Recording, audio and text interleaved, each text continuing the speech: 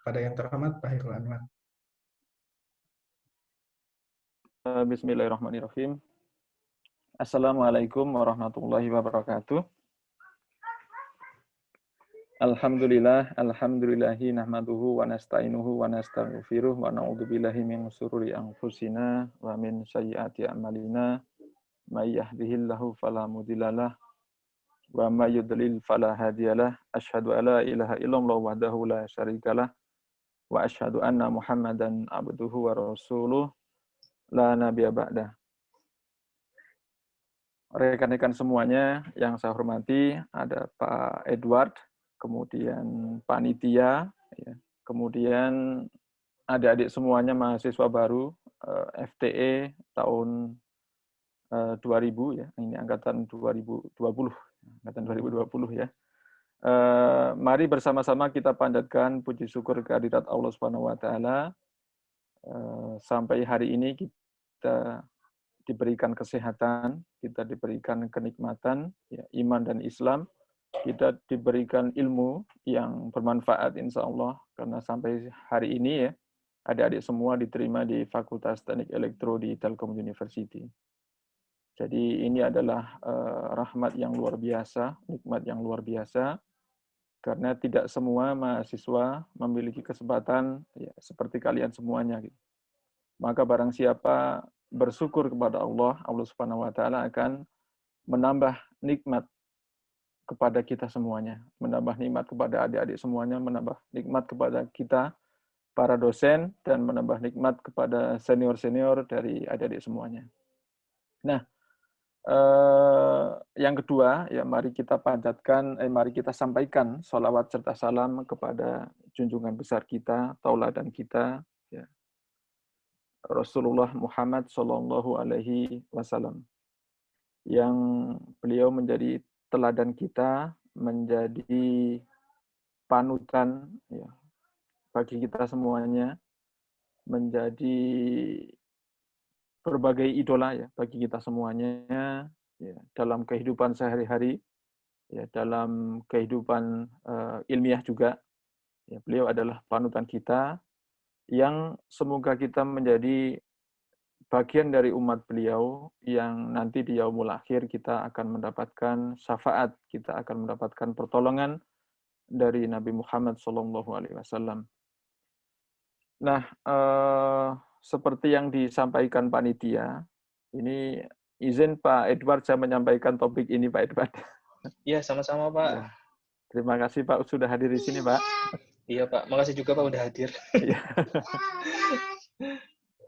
Jadi topik yang saya sampaikan seperti diminta oleh panitia adalah tentang mengemukakan pendapat. Ya, jadi saya memberikan tambahan mengemukakan pendapat dalam Islam dan dunia ilmiah.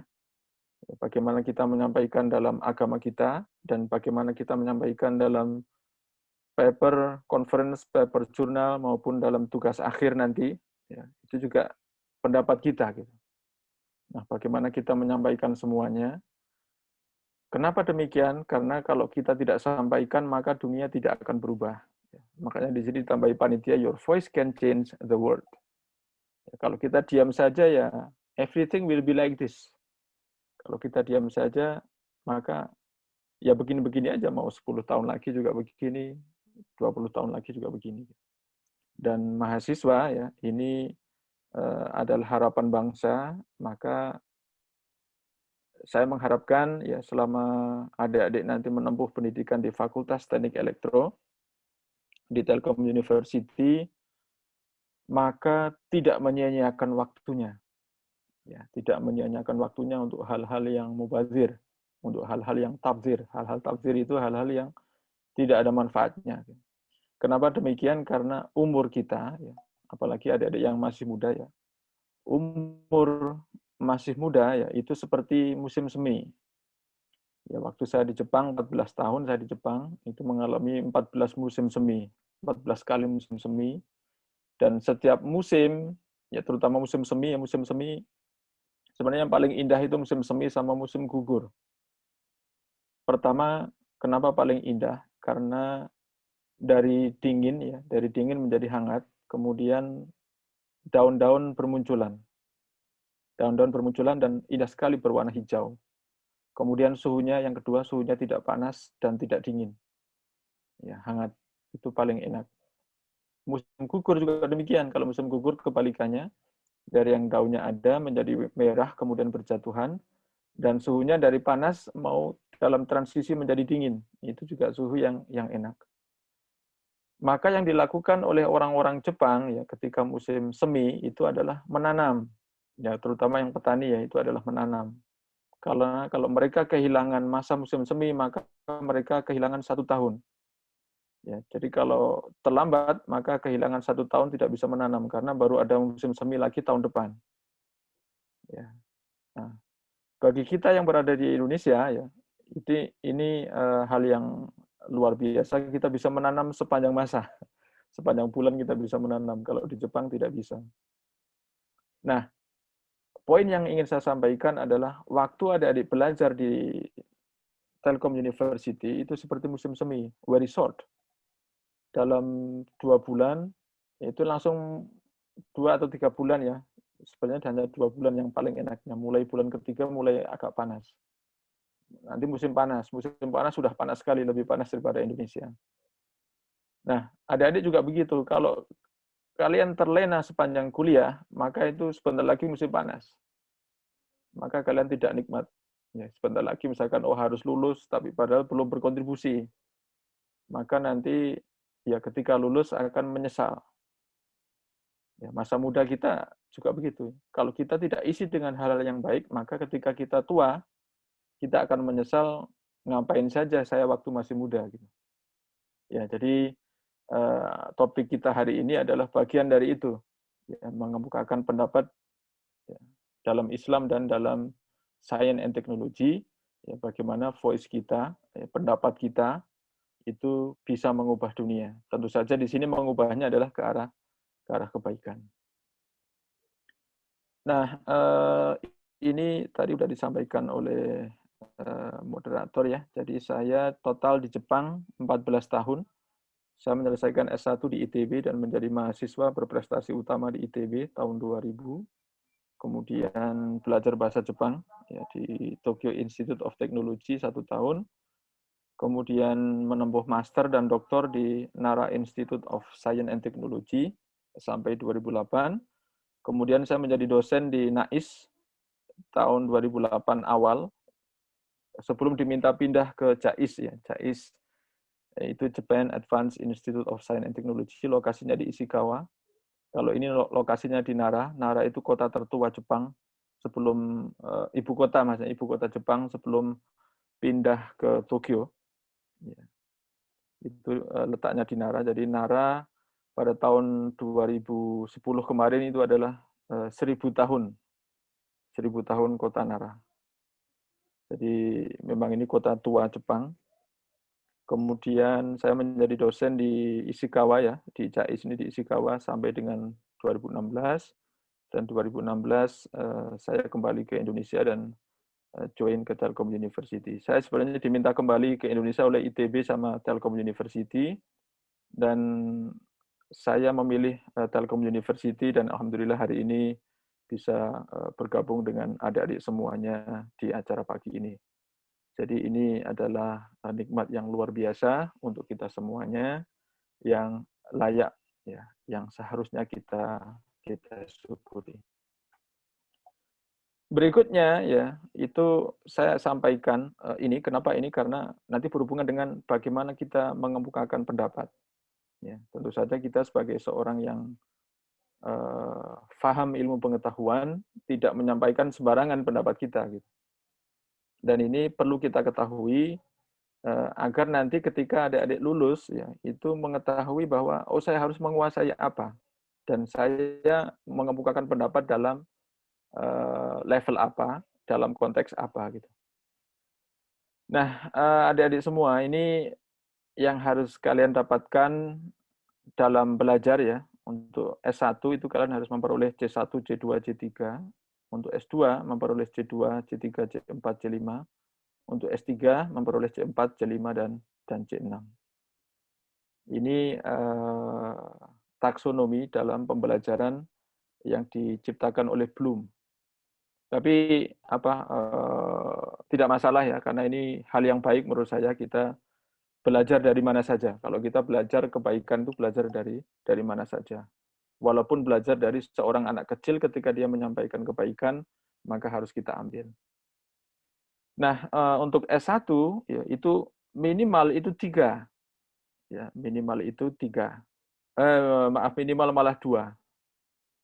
Minimal 2. Ya 3 lah, boleh 3 lah. Karena C1, C2 ini wajib, C3 ini pilihan. Dan ketika adik-adik nanti menempuh S1 di Fakultas Teknik Elektro, melakukan ketiganya. Nah, C1 itu remembering. Jadi nanti kalau adik-adik mengambil kuliah, maka wajib hafal. Ya, C1 minimal banget itu hafal. Dan hafal itu di bawah dari understand. Understand itu lebih tinggi daripada hafal. Ya, makanya kan ada yang mengatakan bahwa buat apa hafal kalau tidak mengerti gitu. Ya menurut saya boleh ya, boleh kalian hafal walaupun tidak mengerti, tapi ketika kalian mengerti, ya, maka biasanya akan hafal. Ya, kalau kalian mengerti biasanya akan hafal. Dan biasanya salah satu cara untuk mengerti itu adalah menghafal dulu. Ya, jadi C1, C2 it is fine. Ya, C1 remembering itu adik-adik bisa memilih, mendefine, ya, menemukan, merecall, memilih, menunjukkan, ya, menyampaikan definisi apa, di mana, kapan, bagaimana, kenapa, which, ya, yang mana, ya, siapa, dan berhubungan dengan apa. Ini itu bagian dari remembering. Nah, kalau kita nanti mau mengemukakan pendapat, gitu kita harus paham ini juga. Yang kedua, itu adalah understanding. Understanding, mengerti. Jadi, definisi kalau adik-adik mengerti suatu topik, itu adalah adik-adik bisa mengklasifikasikan, mengelompokkan, bisa menjelaskan, bisa mendiskusikan, bisa membandingkan, bisa mengkontraskan. Ya, salah satu indikator kita paham itu adalah kita bisa mengkontraskan. Ya, jadi, oh kalau ini ke kanan, ini ke kiri, misalkan. Atau meringkas. Atau illustrate. Illustrate menggambarkan. Ya, relate ini masih sama mirip ya di sini. Cuma di sini bagian relate dari understanding. Dan ini adalah extend, memperluas. Ini yang C1, C2 itu wajib dipahami selama adik-adik menempuh pendidikan S1. Nah, C3 ya, ini masuknya biasanya mata kuliah pilihan, applying. Jadi mampu mengaplikasikan, mampu mengembangkan, mampu menghitung, mampu memanfaatkan atau menggunakan, mampu membangun, mampu merencanakan, mampu utilize 2 kali, memanfaatkan sama mampu menyelesaikan. Jadi S1 minimal C1, C2, C3. Kalau ada nanti lanjut kepada S2, menambah 2 ini, 2 topik ini ditambah. Jadi mampu menganalisis dan mampu mengevaluasi. Ya, menganalisis dan mampu mengevaluasi. Jadi ada criticize, ya, evaluate, judge, justify, recommend. Sebenarnya tadi mengemukakan pendapat itu intinya itu ada di C5 sebenarnya. Ya, ada di C5, evaluating. Ya. Ini ada di sini sebenarnya. Kalau kita, tapi misalkan Pak, kenapa saya S1 boleh nggak mengemukakan pendapat? Ya boleh. Ya justru ketika adik-adik misalkan menemukan ada kekeliruan, harus disampaikan. Nggak boleh didiamkan. Nanti saya ada slide-nya tentang itu. Ini kita pahami dulu apa yang harus kita pahami selama menempuh pendidikan S1, S2, dan S3. Nah, kalau S3 tambah satu lagi, creating. Ini yang tertinggi ya, jadi tertinggi creating. Ya, itu building, change, create, adapt, improve, and modify. Nah, jadi adik-adik bisa bayangkan, selama menempuh pendidikan di Fakultas Teknik Elektro, Telkom University, ya, karena adik-adik sekarang S1, maka wajib melakukan C1, C2, dan C3 terhadap ilmu yang adik-adik nanti pilih. Dan sekali lagi saya sarankan, karena waktu berjalan sangat cepat dan tidak pernah kembali. Hari ini 6 September 2020, akan datang hari ini saja dan tidak akan pernah datang kembali. Maka besok tanggal 7, tanggal 8, dan seterusnya. Tahun depan mungkin ada 6 September lagi, tapi tahun depan itu adalah hari yang berbeda. Ya. Nah, saya mengharapkan dengan pemahaman ini maka kita tahu bahwa waktu berjalan sangat cepat, maka sayang sekali kalau kita sia-siakan. Itu tadi poin pertama ya. Jadi poin pertama adalah kira-kira apa yang harus adik-adik dapatkan selama kuliah. Kemudian yang kedua, ya, itu apa yang tadi ya, dengan memahami C1 sampai dengan C6 tadi, maka kita akan tahu di mana kita berpendapat. Terus yang di slide ini itu lebih detail. Jadi ini sebenarnya adalah visi misi dari pusat unggulan IPTEK ya. Oh ya, tadi saya lupa menyampaikan ya. Jadi saya memimpin sebuah pusat penelitian yang namanya awalnya Center for Advanced Wireless Technology atau disingkat EDWITEC. Kemudian mimpi saya ya waktu itu adalah dua mimpi saya. Yang pertama adalah saya ingin research center ini menjadi research center berkelas dunia. Yang kedua adalah maka ini harus direcognize oleh Indonesia. Dan alhamdulillah pada Juli 2020 ya, pusat penelitian EDWITEC kami ya itu diakui oleh pendidikan tinggi, oleh Kementerian Pendidikan Tinggi dan Kebudayaan menjadi pusat unggulan IPTEK perguruan tinggi nasional. Jadi hanya ada satu di Indonesia ini pusat unggulan IPTEK Advanced Intelligent Communication, dan insya Allah ya nama ini tidak boleh turun, jadi nggak boleh ganti nama dan nggak boleh ganti topik. Jadi kami selamanya akan harus advance di sini. Jadi kalau orang-orang menjadi seluruh Indonesia bertanya di mana telekomunikasi cerdas mutakhir, ya itu adanya adalah di Telkom University. Kemudian kampus lain nggak boleh mendirikan nama yang sama. Ya, kampus lain nggak boleh mendirikan nama yang sama, keahlian yang sama nggak boleh. Kalau mereka mau mendalami itu, maka mereka harus join kepada kami di sini. Itu kira-kira makna dari The University Center of Excellence. Jadi ini pusat unggulan perguruan tinggi, pusat unggulan IPTEK perguruan tinggi. Oke, tadi sekedar ini aja wawasan tentang research center saya. Kita kembali ke topik kita tentang bagaimana mengemukakan pendapat. Nah, setelah kita tadi paham C1 sampai C6, berikutnya adalah kita paham ilmu pengetahuan. Nah, ilmu pengetahuan elektro, terutama teknik telekomunikasi ya. Nanti misalkan yang tertarik pada teknik telekomunikasi, tapi ini tidak harus teknik telekomunikasi, ini bisa berbagai bidang ya. Tapi khusus untuk contoh teknik telekomunikasi itu poin-poinnya seperti ini ya. Jadi kalau akar, batang dan daun buah ini bisa bidang apa saja. Mau elektro, mau fisika, sama seperti ini. Yang berbeda adalah nama-namanya. Jadi untuk telekomunikasi, maka akarnya itu adalah information theory, kemudian machine learning, deep learning, artificial intelligence. Ya. Itu adalah termasuk akar dan batang, ya, coding theory, signal processing, dan beberapa fundamental research lainnya. Ini akar dan batang. Nah, kalau ya, mahasiswa baru ini pada kuliah nanti menguatkan yang bawah.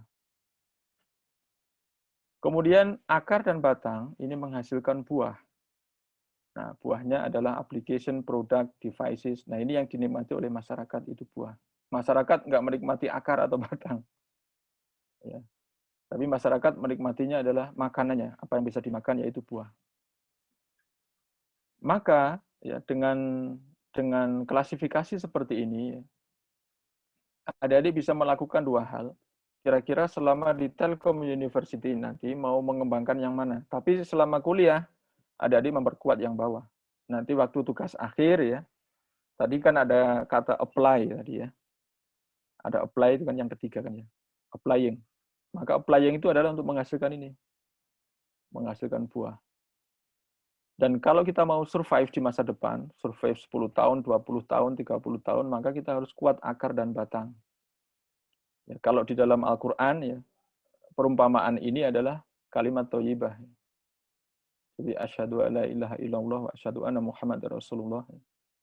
Ini adalah kalimat yang seperti pohon yang akarnya menghunjam kuat ke dalam tanah, kemudian cabangnya menjulang tinggi ke langit, dan berbuah setiap musim. Nah, itu adalah analogi kalimat thayyibah. Ada yang memaknai itu adalah analogi orang-orang beriman. Orang-orang beriman itu akidahnya kuat, imannya kuat, tapi dia itu menghasilkan. Ya. Ilmu pengetahuan kita juga begitu. Pemahaman kita akan ilmu pengetahuan kuat, tapi kita juga memberikan manfaat kepada masyarakat. Ya. Jadi dengan memahami ini, adik-adik bisa mengetahui di mana kira-kira mengemukakan pendapat. Apakah terkait dengan akar, terkait dengan batang, atau terkait dengan buah. Karena kalau kita paham di mana kita menyampaikan pendapat, maka insya Allah tidak akan menyinggung perasaan orang, tidak akan dibilang bahwa, oh Anda keliru menyampaikan pendapatnya. Atau juga kita tidak akan malu, karena kita tahu di mana kita menyampaikannya dan pada posisi apa kita menyampaikannya. Nah, itu terkait dengan hal ini. Terus, berikutnya adalah, Pak, kenapa kita mengambil topik mengemukakan pendapat misalnya? Maka ya izinkan saya menyampaikan penyakit umat Islam sampai saat ini. Ini penyakit ini memerlukan kontribusi dari para pemuda Islam. Ya. Jadi ahwalul muslimin al-yaum. Ya, ahwalul muslimin al-yaum. Yaum itu hari ini. Yaum itu hari ya sebenarnya. Hari itu di sini maksudnya adalah hari ini. Jadi ahwalul muslimin al-yaum adalah penyakit-penyakit umat hari ini atau saat ini. Jadi ada banyak di sini.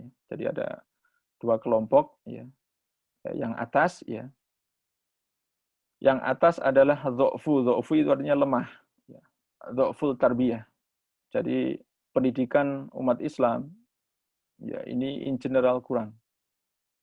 Ya, in general kurang. Misalkan kita bisa lihat pendidikan agama Islam berapa SKS kan kalah oleh pendidikan bidang lain kan. Ya walaupun ada di sejak SD, SMP, SMA, kemudian sampai kuliah juga ada pendidikan Islam, maka sebenarnya masih kurang. Ya, itu menyebabkan ya, umat Islam ini kadang-kadang tidak memahami persoalan, ya. Kemudian solusinya parsial. Kalau tidak memahami kan solusinya parsial. Kemudian yang kedua adalah lemah wawasan. Dha'ful thaqafiyah. Thaqafiyah wawasannya kurang. Makanya saya itu senang kalau misalkan Al-Fat ya. Al-Fat ini sering mengadakan kajian. Karena itu bagian dari penguatan wawasan. Kemudian dha'ful tahzim. Takhtid. Ya. Takhtid itu adalah perencanaan. Jadi kadang-kadang umat Islam itu kurang merencanakan, jadi melakukan insidental. Ya, ini saya mengharapkan nanti untuk para mahasiswa baru ya, ini bagus perencanaannya. Kemudian lemah organisasi, dha'fut tanzim. Jadi dalam organisasi dia kurang. Makanya kalau nanti saya ada teori ya, bagaimana seorang mahasiswa yang kupu-kupu ya, kuliah pulang, itu nanti secara pengalaman itu kurang. Dari pengalaman hidup itu kurang. Ilmu yang akan disampaikan ke generasi setelahnya itu akan kurang. Kemudian dha'ful amniyah, ini lemah dalam keamanan.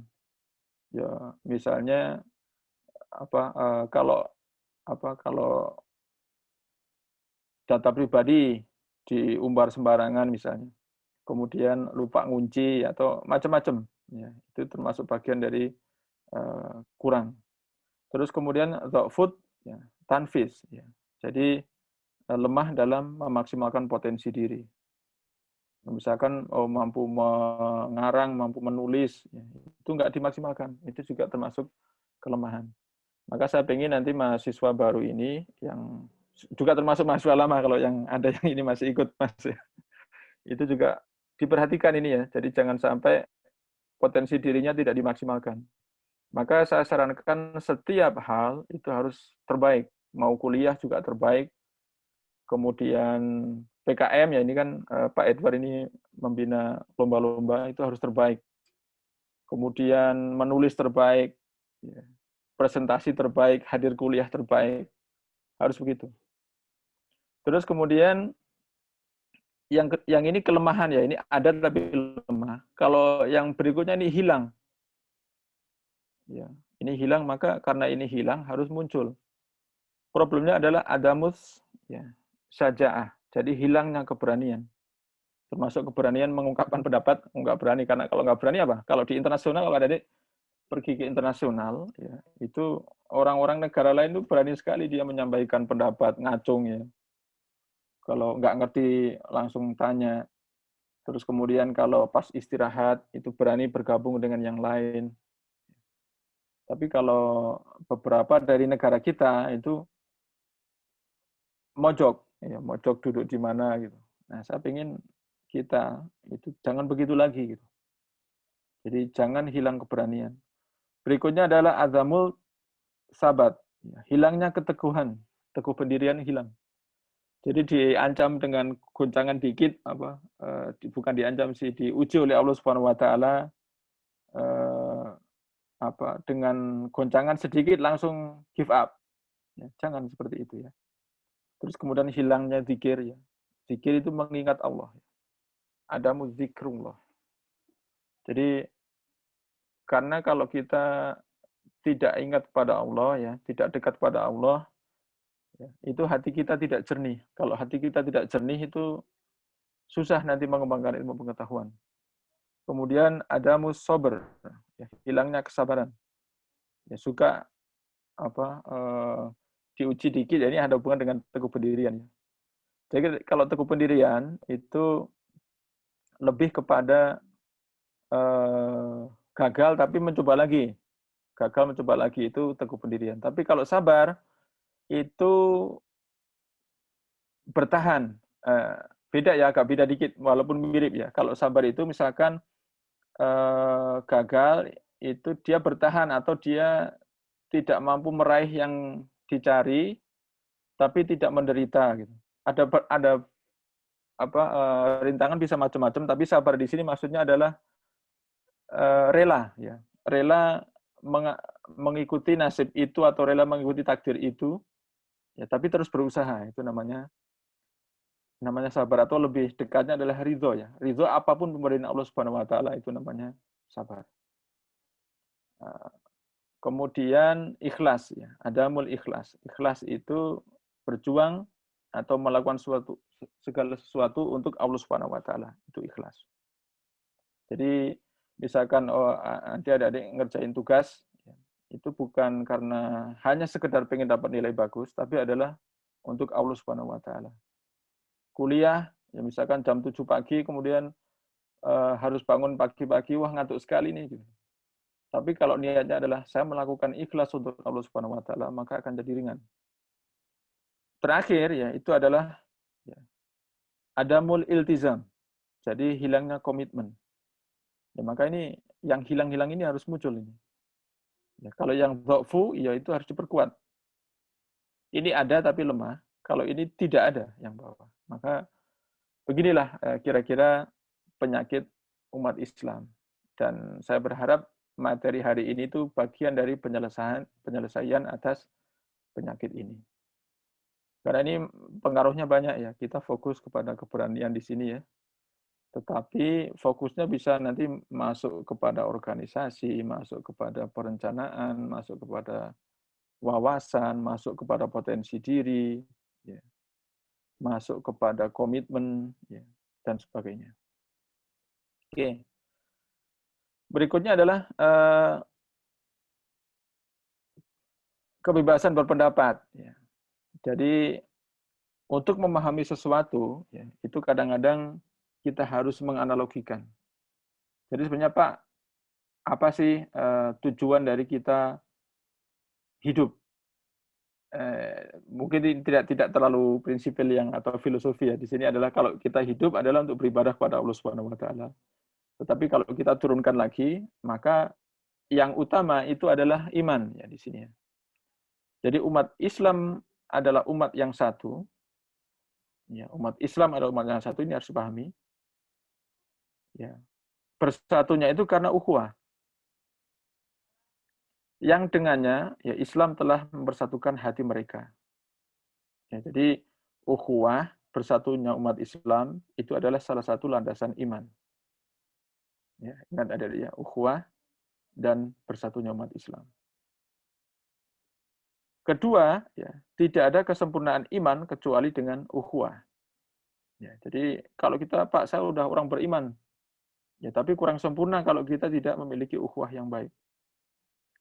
Dan tidak akan terrealisasi iman kecuali dengan keberadaannya, kecuali dengan keberadaan ukhuwah tadi.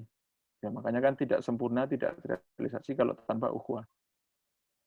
Nah, problemnya adalah ukhuwah itu bisa jadi berlawanan dengan kebebasan berpendapat. Kenapa? Karena kalau kita kritisi orang, orangnya nanti marah, misalnya ya. Kalau marah, ukhuwahnya pecah atau ukhuwahnya putus. Makanya saya tulis di sini ukhuwah versus kebebasan berpendapat. Nah, ini penting. Karena apa? Karena kalau difahami keliru nanti orang-orang, oh saya nggak usah lah, kalau salah biarin aja lah. Nanti yang penting adalah ukhuwah terjaga. Itu salah juga. Atau kalau, oh yang penting saya menyampaikan kebaikan walaupun saya bertengkar sama Pak ini atau bertengkar sama Mas ini, jangan juga. Ya. Nah, konsepsi demikian, konsepsi ukhuwah, itu tidak berarti mengekang kebebasan berpendapat dan menyampaikan nasihat. Ini harus dipahami. Rasulullah Shallallahu Alaihi Wasallam bersabda, agama itu nasihat. Ya. Wa qala Rasulullah Shallallahu Alaihi Wasallam, ya, alladinu nasihat. Agama itu adalah nasihat. Aladinya di sini ditujukan pada agama di sini. Ya. Agama itu adalah nasihat. Qalu, sahabat bertanya, lima ya Rasulullah. Bagi siapa ya Rasulullah? Jadi agama nasihat itu bagi siapa? Ya. Qala, ini Rasulullah SAW menjawab, ya, Allahi, ya, bagi Allah, wali rasulihi, bagi rasulnya, wali kitabihi, ya, bagi kitabnya, wali a'immati, ya, bagi pemimpin, ini bagi, ya, wali a'immah, oh ya, wali pemimpin, ya, immah itu bukan pemimpin, al muslimina, ya, dan pemimpin kaum muslimin, ya, wa ammatihim, dan kalangan umum, ya, atau bagi umat manusia. Ya, dan kalangan umum mereka atau bagi umat manusia secara umum. Ya itu ya, jadi kebebasan berpendapat itu tetap, ya, karena agama itu sebenarnya adalah nasihat. Nasihat bagi Allah, bagi Rasulnya, bagi kitabnya, bagi pemimpin, dan bagi kalangan umum.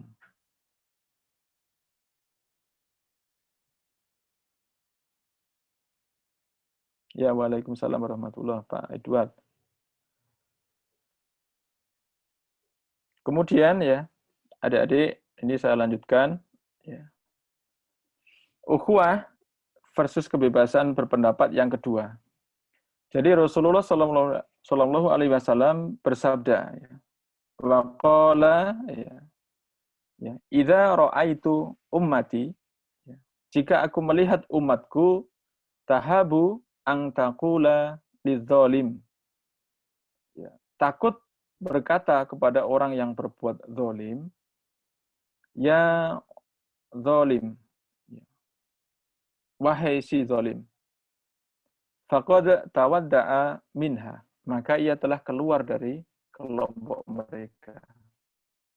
Ya, ini penting ya. Jadi misalkan adik-adik nanti berada di FTE atau berada di Alfat, ya, atau berada dimanapun, melihat atau takut kepada orang yang berbuat zalim, lalu diam saja, maka itu sama dengan adik-adik keluar dari situ. Atau tidak ingin berada di situ lagi. Kalau kita melihat misalkan di Indonesia ada keburukan, kita nggak sampaikan kebaikannya atau perbaikannya, maka kita dianggap, oh kita bukan orang Indonesia lagi. Analoginya seperti itu.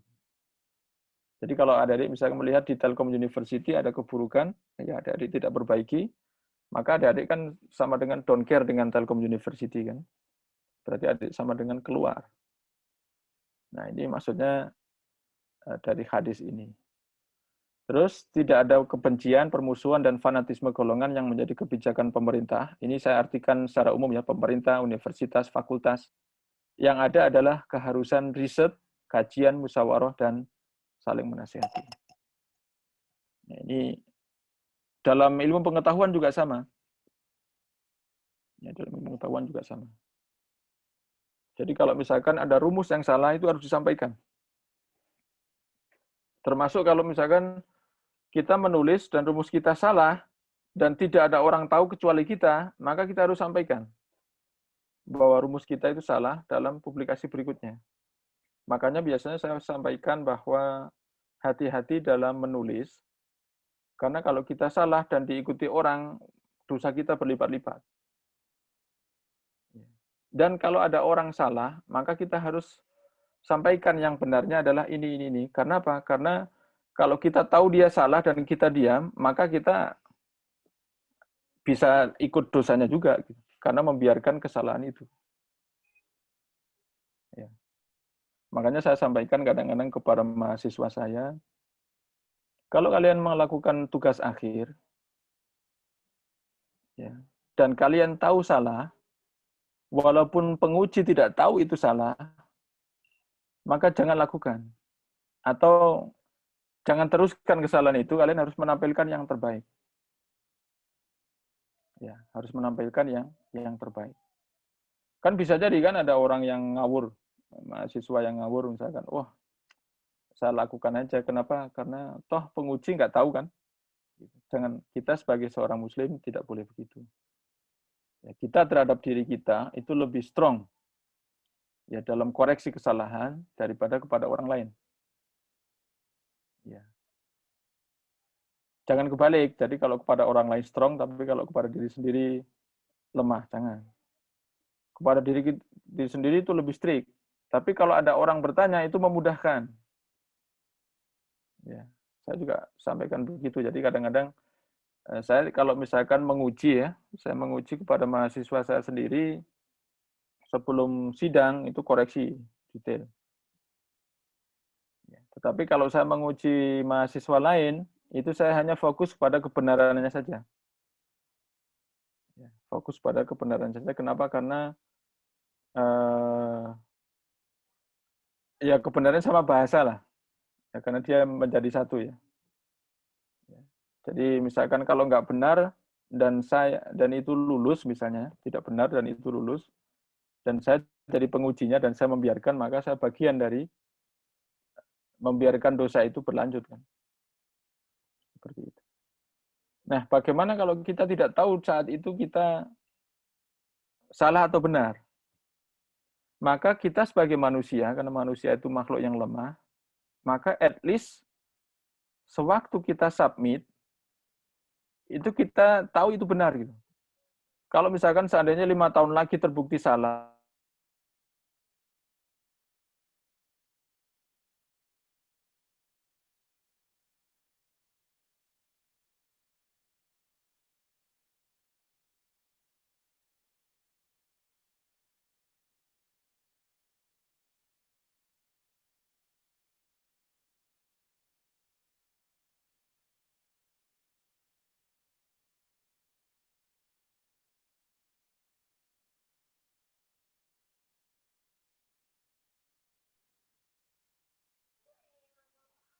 sampai jam 10. Sekarang jam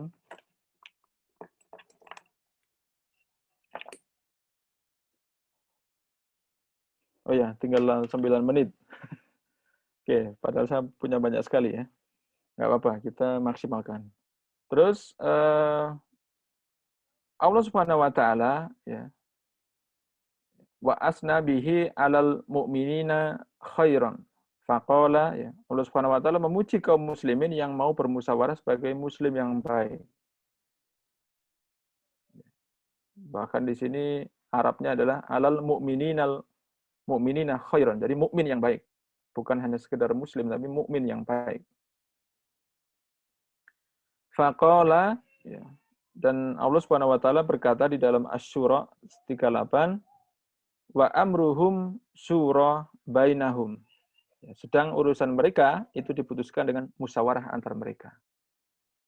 Ya, jadi begini ya, terkait dengan nasihat dari Allah Subhanahu wa taala sama nasihat dari Rasulullah Shallallahu alaihi wasallam terkait dengan kebebasan berpendapat. Intinya adalah nggak boleh takut ya. Terus kemudian bagaimana kebebasan berpendapat dalam sains dan teknologi? Ya, tapi sebelum ke sana, saya menyampaikan dulu yang sebelah kiri ya. Ini kan ringkasan dari yang saya sampaikan tadi, bahwa kita itu harus adil. Jadi tujuan kita menyampaikan pendapat itu adalah untuk dengan tetap menjaga persatuan umat Islam, tetap menjaga ukhuwah. Dan menyampaikan pendapat tadi, ya, itu dengan bukti dan hasil yang baik atau adil. Terus terkait dengan ilmu pengetahuan, itu juga sama. Ya. Bedanya adalah timbangan di sini. Kalau kita menyampaikan pendapat dalam sebuah karya ilmiah, misalkan, oh kita berbeda pendapat dengan orang Amerika, it is fine, kita berbeda pendapat. Asalkan tujuannya adalah dalam pengembangan sains and teknologi. Bukan dalam menjatuhkan orang itu, bukan menjatuhkan lembaga itu, gitu ya. Dan kita menyampaikan pendapat tadi disertai dengan proof. Proofnya adalah hasil eksperimen, proofnya adalah penurunan matematika, gitu ya. Dan misalkan seperti ini ya, ini kan rumus yang terkenal, mungkin nanti kalian belajar ini ya. Jadi ini kapasitas sama dengan bandwidth dikali log 2, 1 plus signal to noise power ratio. Dan probability error mendekati 0 jika coding rate kurang dari capacity. Nah, kalau misalkan ada adik nanti setelah kuliah, Pak, saya nggak setuju dengan teori itu misalkan, ya nggak masalah. Adik-adik harus tunjukkan bahwa adik-adik secara eksperimen bisa melebihi ini atau tidak sama dengan ini, secara matematika tidak sama dengan, it is fine. Dan dunia ilmiah akan menerima sepanjang kalian memberikan proof yang benar atau hasil eksperimen yang benar. Oke, karena waktunya very short, tinggal 6 menit, saya agak cepat ya. Nah, kenapa kita harus berbicara? Ya. Dan kita jangan mendiamkan keburukan. Kalau bagi dosen ya, kalau kita sebuah keburukan kita diamkan, nanti mahasiswa menganggap keburukan tadi sebagai kebaikan yang akan ditiru oleh mahasiswa, bukan hanya tahun ini, mungkin tahun depan, akan diikuti lagi tahun depannya lagi, diikuti lagi tahun depannya lagi. Maka kalau ada keburukan harus disampaikan. Ya, menyampaikannya tentu saja yang baik. Ya. Semuanya yang baik, bagi dosen juga menyampaikan yang baik, mahasiswa juga yang baik. Nah, bahaya mahasiswa kalau mendiamkan keburukan, itu adalah dianggap sebagai kebenaran yang nanti dipakai oleh masyarakat. Kenapa begitu? Karena mahasiswa banyak jumlahnya. Jadi langsung berinteraksi dengan masyarakat. Contoh kesalahan di masyarakat ya. Ini contoh real, ini ada di Batu Nunggal. Kalau nanti ada yang sudah ke Bandung, silahkan jalan-jalan. Nanti ada sebuah pasar modern di Batu Nunggal. Iya, di pasar tersebut ya saya pernah ke sana dan pas saya parkir mobil di depan logo ini gitu ya. Di depan logo ini ya, dituliskan kendaraan yang parkir di sini mohon dimatikan mesinnya. Ini kalau kita lihat secara cepat gitu ya, mungkin ini seolah tidak ada yang salah. Tapi kalau adik-adik menuliskan seperti ini dalam karya ilmiah, ini salah. Gitu ya. Kenapa? Karena ya ini kalimat keliru tata bahasa, ini kalimat inversi, dan kalimatnya berbelit-belit. Ya, jadi yang benar adalah mesin kendaraan yang parkir di sini mohon dimatikan. Jadi mesinnya ini taruh di depan. Karena yang dimatikan sebenarnya mesinnya. Gitu ya. Yang dimatikan itu mesinnya, cuman kalau dia ditulis dalam bahasa yang baik, itu adalah mesin kendaraan yang parkir di sini mohon dimatikan. Itu kalau nanti kita mulai berkomunikasi internasional dengan karya tulis ilmiah. Terus ini juga keliru, ini terjadi di masyarakat nih. Saya kadang-kadang berpikir, wah ini kesalahan siapa kok bisa masyarakat salah seperti ini ya. Ini misalkan ya, salahnya adalah yang bawah. Perhatian ya, apabila terjadi kecelakaan di luar tanggung jawab pihak manajemen. Ini kan suatu kesalahan. Kesalahannya apa? Kesalahannya adalah apanya yang di luar pihak tanggung jawab manajemen. Ya kan? Apabila terjadi kecelakaan kan kata keterangan. Di luar tanggung jawab manajemen, ya itu juga kata keterangan juga. Terus apanya yang di luar? Ya, mungkin kalimat yang benar adalah apabila terjadi kecelakaan, semua kerugian di luar tanggung jawab pihak manajemen. Mungkin maksudnya begitu. Ya.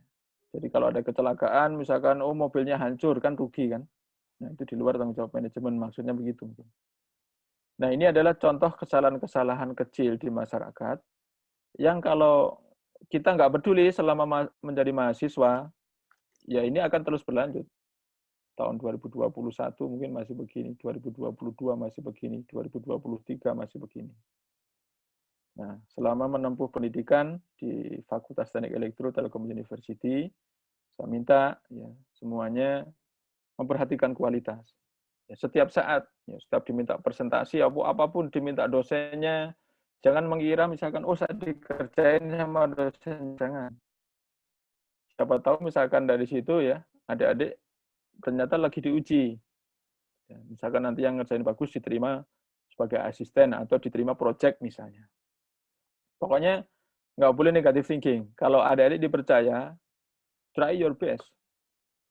Misalkan, oh gara-gara saya ditugasin ini saya nggak bisa nonton film misalnya. Atau oh nggak gara-gara ditugasin ini saya nggak bisa jalan-jalan. Jangan. Kerjakan semua dengan baik dan berkualitas. Karena jika kalian berbuat baik, sesungguhnya kalian berbuat baik bagi diri kalian sendiri. Quran Al-Isra ayat 7. Ya, jadi kalau menulis terbaik, presentasi terbaik, mengerjakan tugas kuliah terbaik, itu sebenarnya untuk kalian sendiri. Bagi dosennya, keuntungan langsung nggak ada. Jadi kalau ada dua mahasiswa, ya A dan B, A ngerjainnya ecek-ecek, ya, ngerjain asal selesai, B ngerjainnya keren. Ya. Maka saya misalkan ngumpulin ke saya kasih yang ecek-ecek, saya kasih C. Yang ngerjain maksimal, saya kasih A. Buat saya, keuntungan langsung nggak ada. Tapi buat mahasiswa kan kembali. Nanti kan orang melihat, orang mengevaluasi. Itu dari skor. Tapi dari sisi pemahaman, dia juga rugi juga. Kalau misalkan seharusnya itu diturunkan, atau seharusnya ngecek dulu dari internet, seharusnya baca buku, tapi yang mahasiswa A tadi nggak baca buku misalnya, maka dia rugi. Nah, seperti itulah kira-kira. Baik, karena sudah jam 10 ya, ini nanti kalau ada waktu saya sampaikan, kalau ada waktu saya sampaikan, kalau ada waktu saya sampaikan. Cuman ini aja. Jadi di sini, ini saya bedain antara mahasiswa yang kuliah pulang, sama mahasiswa yang ikut organisasi. Maka entropi kehidupannya itu lebih tinggi yang ikut organisasi. Dan entropi ini setara dengan kebermanfaatan hidup. Ya, ini kalau nanti ada belajar information theory, nanti akan belajar seperti ini ya. Ini setara dengan kebermanfaatan hidup. Jadi kalau hidup mau bermanfaat, maka perbanyaklah state ya, ini lingkaran-lingkaran ini state. Perbanyaklah state. Jadi jangan hanya kampus rumah hanya 0,81. Tapi kalau ikut organisasi, ikut mengurus keluarga, mengurus lab, ya, kuliah misalnya, maka naik menjadi 1,6, 1,69. Terus ini nanti kalau ada waktu, Nah, kesimpulan. Mulailah segala sesuatu dengan keikhlasan, yaitu melakukan semuanya untuk Allah Subhanahu wa taala. Kemudian utamakanlah ukhuwah, satukan hati umat Islam, ya, karena itu adalah salah satu landasan iman. Rasulullah Shallallahu Alaihi Wasallam bersabda, jika aku melihat umatku takut berkata kepada orang yang zalim dengan perkataan wahai si zalim, maka ia telah keluar dari kelompok mereka. Maka kita jangan takut ya, kalau menyampaikan sesuatu yang baik. Milikilah mimpi dan jaga agama sehingga menjadi sumber energi yang tidak pernah habis. Tadi belum sempat kita bahas, tapi kesimpulannya kita sudah sampaikan. Jangan sia-siakan waktu karena waktu begitu cepat. Tadi sudah kita bahas sedikit di awal terkait dengan musim semi. Aktiflah dalam, aktiflah dalam organisasi untuk kebermanfaatan yang besar, untuk amal jariah kita, untuk ilmu yang kita raih. Ya, karena kalau ilmu kita kurang, ilmu berbagai makna ya, ilmu pendidikan maupun ilmu sosial masyarakat, maka orang-orang tidak akan pernah mengenang kita, maka ketika kita meninggal dunia ya finish. Nggak ada ilmu yang kita kasihkan, nggak ada pengalaman yang kita kasihkan.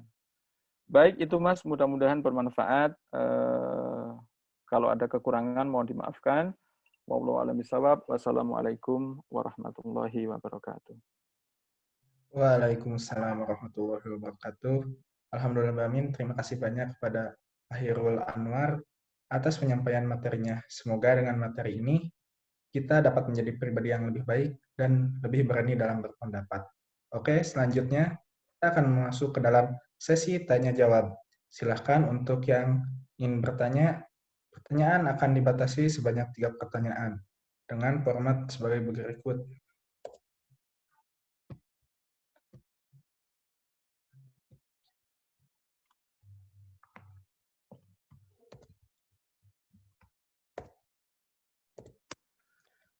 Oke, silahkan yang ingin bertanya bisa diketik dalam chat.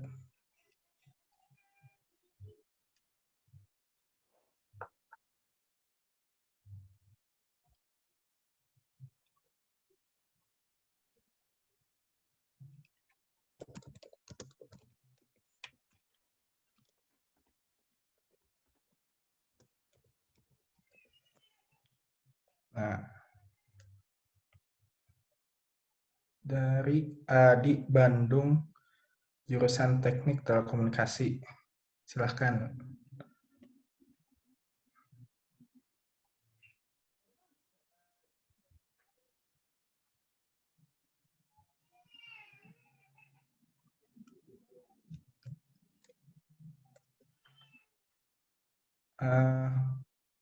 Ditulis aja di kolom chat ya.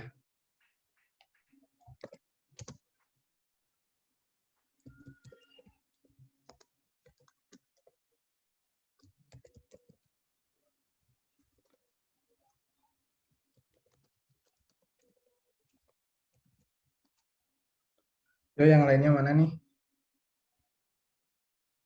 Yang mau bertanya, silahkan.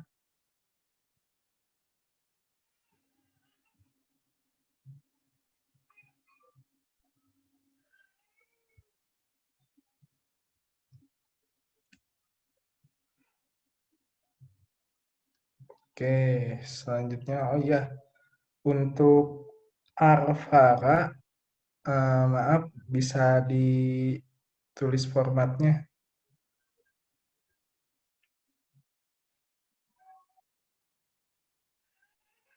Oke.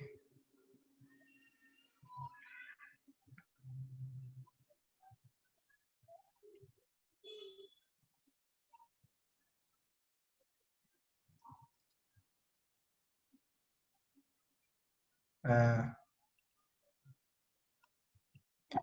jadi untuk pertanyaan pertama dari Adi, asal Bandung, jurusan Teknik Telekomunikasi, bertanya bagaimana cara untuk berpendapat ketika situasi tidak memungkinkan untuk terjadi ukhuwah. Nah, mungkin pertanyaannya bagaimana Pak, mau ditampung dulu atau langsung dijawab? Langsung saja. Langsung saja. Iya. Baik, terima kasih untuk ini nggak ngurut dari atas, Mas. Ngurut dari atas mungkin ada yang bertanya, ya. Arvara ya. Oke. Dari Iya, Pak, dari Arvara terlebih dahulu. Oke, dari Mas Arvara, Pak, apakah ada perbedaan gaya penyampaian pendapat antara di Indonesia dengan di Jepang? Secara umum sama, ya secara umum sama karena kita orang timur ya. Kalau Jepang timur sekali, kalau Jepang malah kalau di Jepang itu kadang-kadang menyampaikan pendapatnya itu lebih halus daripada kita menurut saya. Tapi secara umum sama sih. Ya, karena pertama ya mereka itu bahasa ya. Kalau bahasa Indonesia itu kan bukan 3 level ya. Kita bahasa Indonesia kan nggak ada bahasa Indonesia halus, bahasa Indonesia normal, bahasa Indonesia kasar nggak ada kan.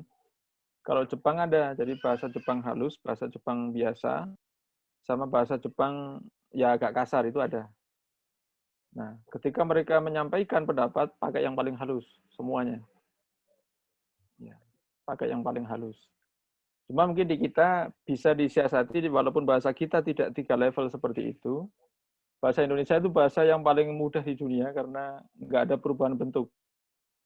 Kalau bahasa Jepang yang apa, mirip dengan bahasa Inggris, tapi lebih kompleks lagi bahasa Jepang, itu ada perubahan bentuk, maka kesopanan itu bisa dinyatakan, diekspresikan dengan bahasa.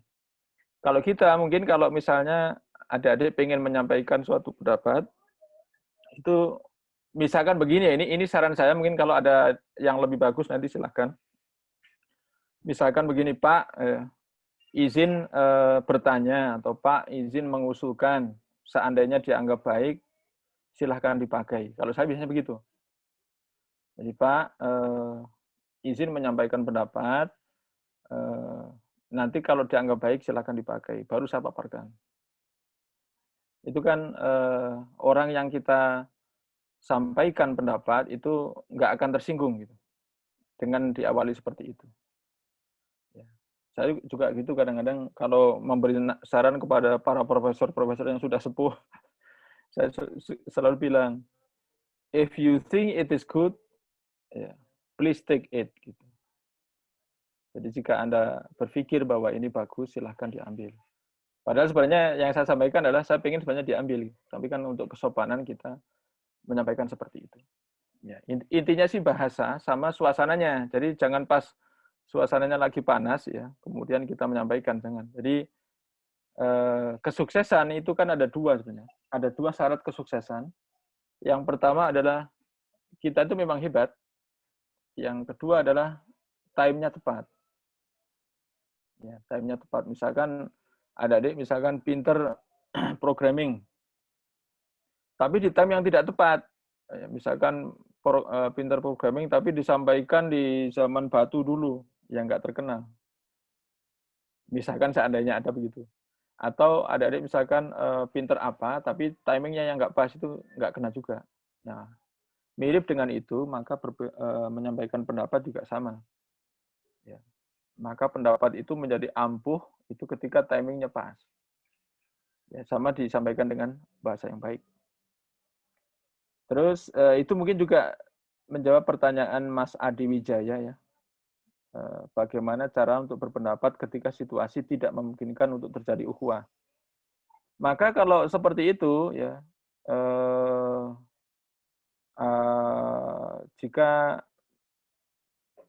jika keadaan misalkan kalau kita sampaikan pendapat maka ukhuwah menjadi buruk, maka saya sarankan tetap ukhuwah dulu. Ya, ukhuwah dulu. Sama dengan amar ma'ruf nahi mungkar. Itu sebenarnya yang didulukan itu amar ma'ruf atau nahi mungkar. Yang didulukan itu sebenarnya adalah mencegah kemungkaran dulu. Jadi tidak melakukan kebaikan, tidak mengapa asalkan kita tidak melakukan keburukan atau mencegah keburukan. Karena mencegah keburukan itu adalah melakukan kebaikan. Gitu. Ya. Jadi mirip dengan adik-adik punya karung ya. Karung mau diisi pasir, tapi karungnya itu bocor. Maka adik-adik memilih mengisi karung dengan cepat atau memilih menutup bocornya tadi. Ya, maka saran saya adalah menutup bocor tadi. Tidak diisi tidak apa-apa, asalkan tidak bocor. Baru nanti diisi berikutnya atau diisi pelan-pelan. Maka mengisi dengan cepat itu tidak begitu berguna ketika kita tahu bocor. Ya, jadi ya kira-kira dipertimbangkan begitu. Jadi kalau kalian menyampaikan pendapat, kemudian berpikir apakah menyampaikan pendapat di sini sama dengan menutup karung bocor atau mengisi pasir ke dalam karung bocor. Kalau misalkan, lagi suasananya nggak pas, karungnya lagi bocor, kalian memberi saran, Ya, kalau yang lagi bocor ini maksudnya ukhuwah lagi bahaya nih, ukhuwah lagi nggak bagus, terus kalian memberikan saran, nanti malah bocornya makin lebar. Maka kalau seperti itu, saya sarankan dicari timing yang pas saja. Ya, jadi diurungkan sebentar, kemudian dicari timing yang pas. Cuma kalau dalam kuliah, ya, itu saya sarankan bertanya. Ya, kalau dalam kuliah saya sarankan bertanya. Kenapa? Karena pertama ya, dosen kalau ditanya mahasiswa itu senang. Ya, jadi kalau mengajar, lalu mahasiswa bertanya itu kita senang. Ya. Mau pertanyaan sulit atau gampang itu kita senang. Itu by default ya, by default dosen itu senang kalau ada mahasiswa bertanya. Terus kedua, ya, kalau kalian tidak bertanya maka sampai di rumah, ya, itu enggak, ya mungkin bisa menemukan jawaban kalau kalian search dari internet atau dari mana membaca buku mungkin ada jawaban. Cuma yang tercepat itu bertanya. Dan seseorang bertanya itu tidak menurunkan kredibilitasnya. Maka saya sarankan kalau kuliah yaitu duduk di depan. Cuman ini online ya. Kalau nggak online duduk di depan. Atau walaupun offline online ya kalian datang di awal. Ya, datang di awal. Karena kalau mahasiswa datang di awal itu respect kita lebih menghargai yang datang di awal. Itu mungkin ya terkait sedikit tambahan tadi terkait dengan pertanyaan Mas Adi Wijaya. Kemudian siapa Mas Mahesa? Saya lanjut aja atau gimana? Mau dibacain dulu? Mungkin Pak sampai Saudara Dani Pak yang Oh, dituin. Dani terakhir. Ya, Terakhir terakhir Mas Dani. Dani ya. Ya. Baik, ini Mas Dani. Selamat pagi Pak. Saya ingin bertanya, apakah berpendapat selalu harus memilih jawabannya yang terbanyak atau yang pendapatnya paling tepat? Wah, ini pertanyaan bagus sekali ini ya. Jadi pertama gini Mas.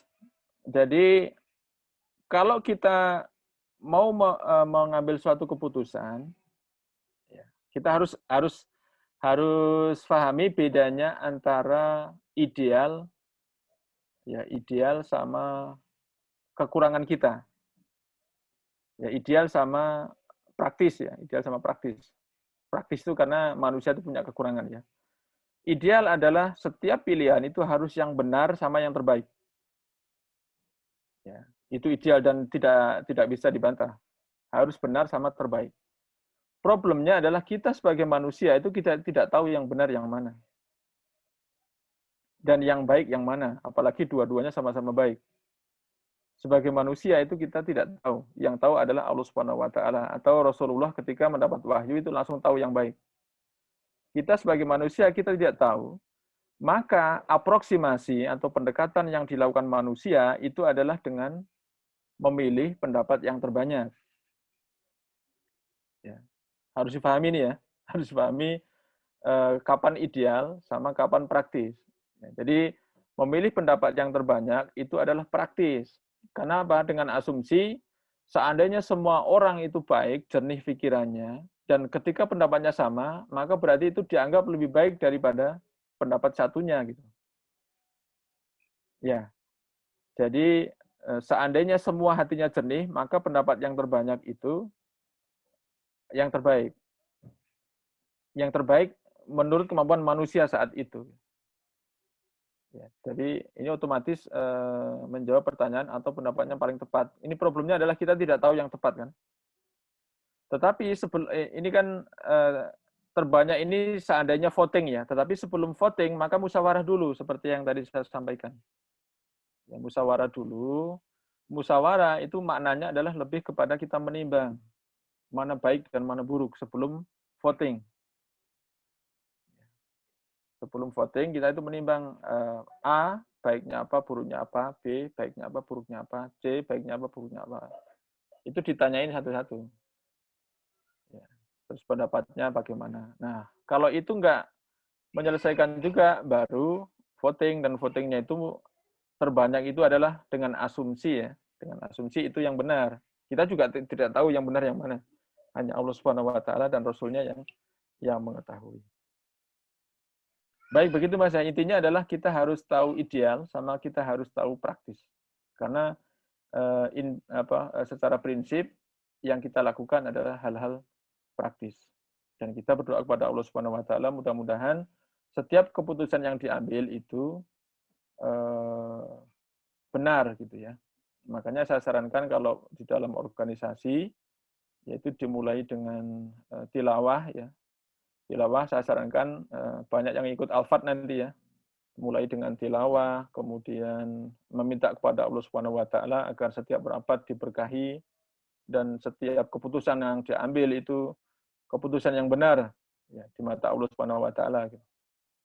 Ya, kalau diawali dengan tilawah, kemudian ada kultum misalnya ya, sampai dengan kultum baru berdiskusi misalnya, maka insya Allah semua rangkaian itu ya di dalam keberkahan Allah Subhanahu wa taala dan insya Allah keputusan yang diambil itu keputusan yang benar.